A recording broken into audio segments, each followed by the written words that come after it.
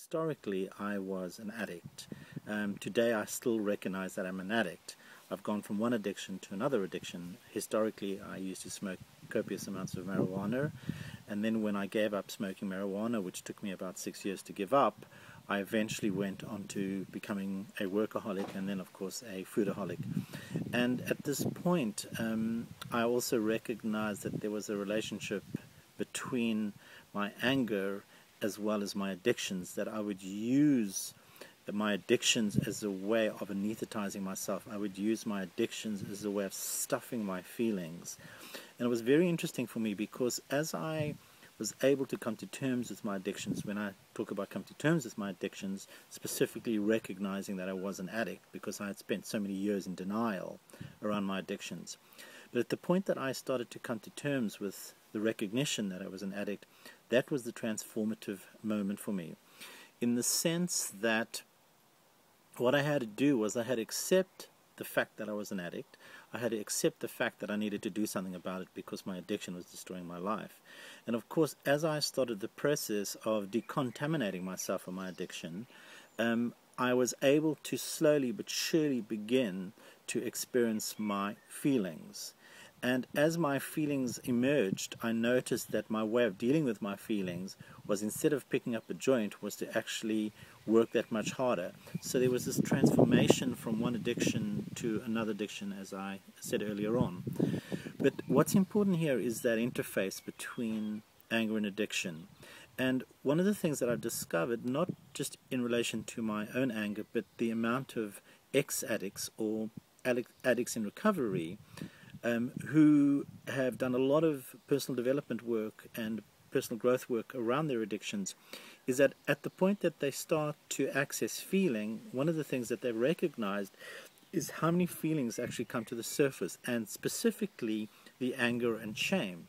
Now, as an anger management organization, certainly from our point of view, the advantage that we have is that as addicts recognize that interface between the anger and their addiction, or anger, shame, and addiction, they can then attend one of our anger management programs, be it the BA1, which is the 10-week program, or the BA2, which is the weekend intensive, but actually do something about finding a way of integrating these strong feelings and learning, in essence, how to begin to manage those feelings.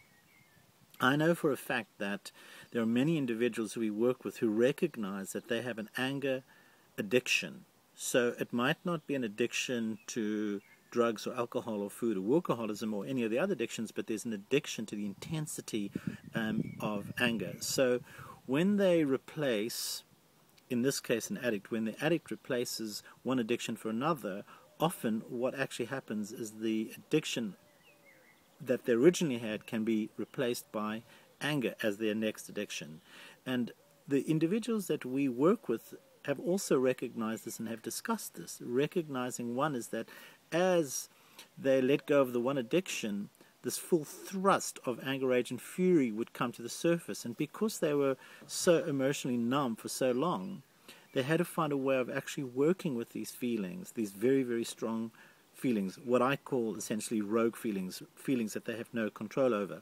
So by attending our programs, or by us delivering programs for rehabilitation centers, or specifically take on referrals from drug and alcohol counselors, it gives their client group that opportunity to start to actually come to terms with their anger, and certainly in our case, anger and shame, and to learn how to begin to work with this very, very powerful feeling.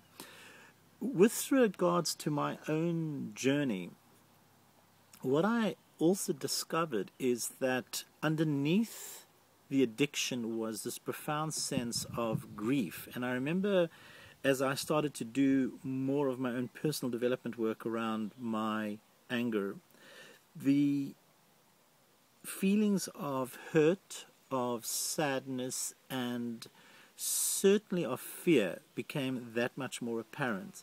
So besides the anger, being one of the feelings that I need to deal with, I also had to come to terms with the grief or the loss or the sadness that I was feeling.